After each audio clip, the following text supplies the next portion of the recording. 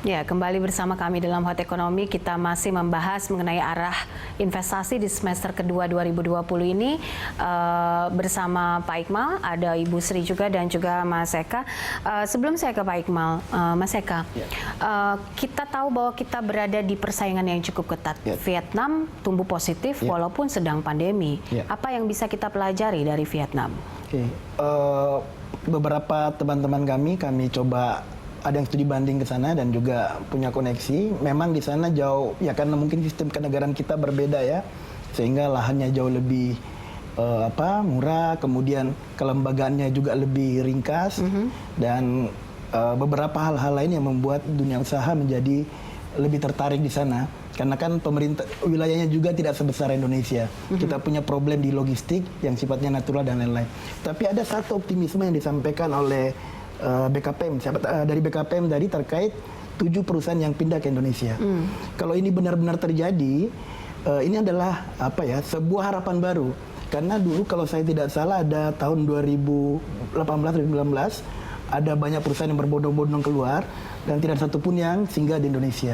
Kalau tadi ada 7, ini hal yang sangat bagus yang perlu kita apresiasi melalui kerja keras teman-teman BKPM mungkin, dan harapan kita agar ini bisa berlanjut. Ini sudah memberikan sebuah harapan yang luar biasa. Cuma ada satu mungkin nanti kami mohon agar investasi seperti ini juga bisa melibatkan pengusaha lokal maupun UMKM. Jadi investasi kita lebih baik lagi dan semuanya bisa bertumbuh secara lebih baik. Itu harapan kami. Oke, harapannya bisa melibatkan pengusaha UMKM juga begitu ya. Oke, Pak Iqmal, bicara soal persaingan dan juga daya saing yang kita harus tingkatkan tadi. Persaingan cukup ketat di ASEAN saja misalnya.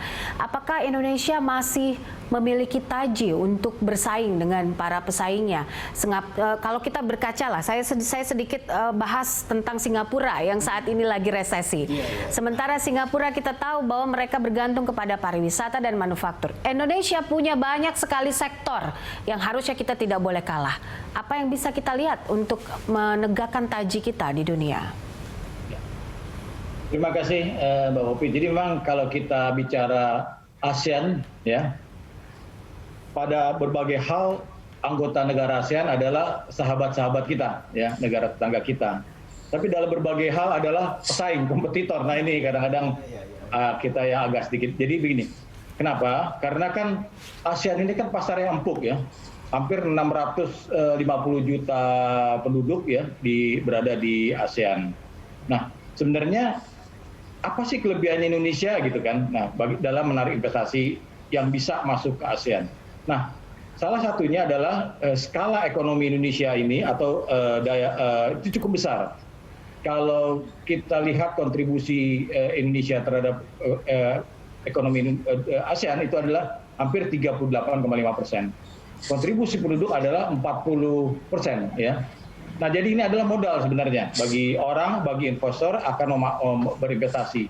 Pertama mereka datang, mereka bisa mendapatkan pasar ASEAN, ya, dan kelebihan produksi bisa, yang pertama mereka bisa dapat pasar Indonesia yang begitu gemuk, ya, begitu menarik.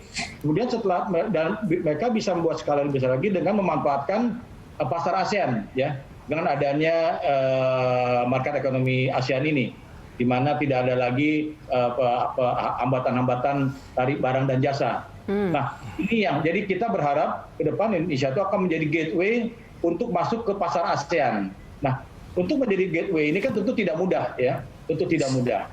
Jadi banyak hal-hal yang harus kita lakukan ya. Walaupun kita sebenarnya punya modal dasar lagi kita sampaikan pasar Indonesia sendiri dengan kelas menengahnya, populasi dan juga pasar ASEAN.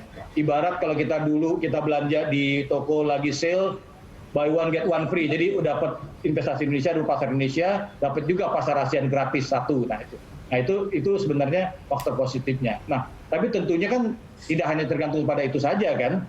Tentu ada hal-hal yang bisa memberikan kepastian. Tadi Mbak Popi ngomong bahwa sebenarnya namanya dana PAN ini kan di mana dia aman, disitulah dia taruh kan.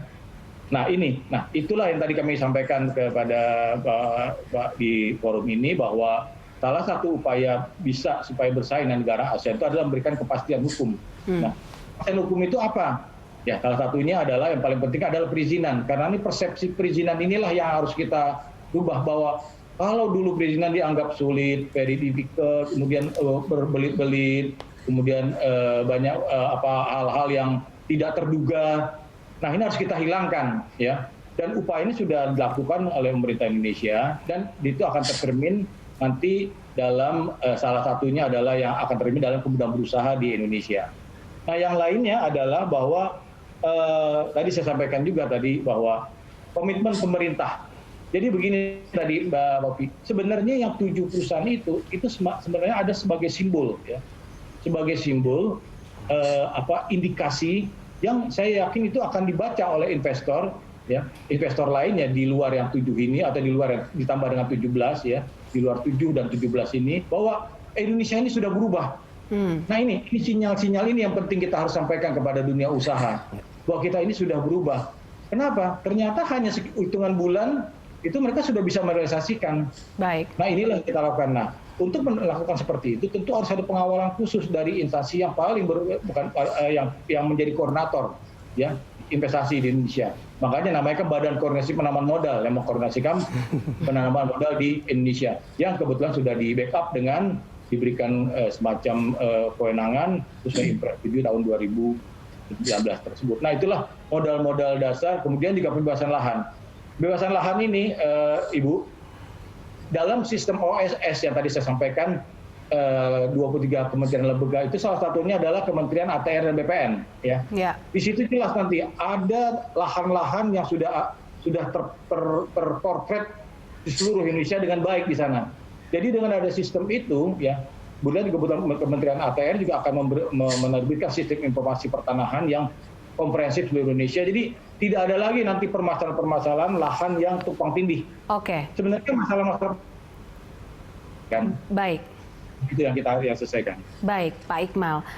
Terakhir mungkin Ibu Sri, apa yang bisa Anda sampaikan inputnya sehingga ini bisa didengar oleh pemerintah dan juga BKPM khususnya yang saat ini juga terus berjuang untuk menambah pos-pos penerimaan baru kita? Ya, saya kira peranan BKPM sangat strategis dan penting sekali karena di dalam masa-masa sekarang ini semua resources dan kemampuan yang kita miliki untuk bisa memulihkan ekonomi ini akan ada sangat penting sekali. Apalagi tadi sudah disampaikan juga bahwa BKPM nampaknya juga promosinya menunjukkan kepada dunia bahwa kita sudah berubah. Dan ya, ekonomi kita mudah-mudahan dampak COVID tidak terlalu buruk, sehingga kita sebagai negara sedang berkembang, kalau masih tumbuh berkembang, ini kan itu signal yang bagus sekali, apalagi belum lama ini IMF dan Bank Dunia mengeluarkan proyeksinya bahwa Indonesia akan menjadi negara terbesar nomor 5 di dunia 2024, sehingga ini bisa menjadi tentunya bagi siapapun yang ingin investasi, itu Indonesia menarik karena menjadi salah satu calon negara besar, dan kalau masuk itu belakangan ketinggalan itu pasti juga akan ketinggalan. Sehingga kalau bisa segera masuk ke Indonesia dengan pasarnya yang besar, yang berkembang, akan menjadi ekonomi besar pada yang akan datang, ini tentunya luar biasa bagi daya tarik yang kita jual. Terima kasih. Baik, Ibu Sri terima kasih, Mas Eka terima kasih, dan juga Pak Iqmal terima kasih untuk waktunya bersama kami. Kami harapkan BKPM bisa terus menggenjot nilai investasi di Indonesia sehingga pos-pos penerimaan baru pun semakin kencang begitu ya di tengah kondisi pandemi ini. Pemirsa, sampai di sini kebersamaan kita dalam Hot Economy. Anda bisa mengirimkan informasi dan saran ke email kami di redaksi @berita1.tv atau follow kami via Twitter, Facebook, YouTube, dan Instagram. Saya Popi Zedra, terima kasih, sampai jumpa.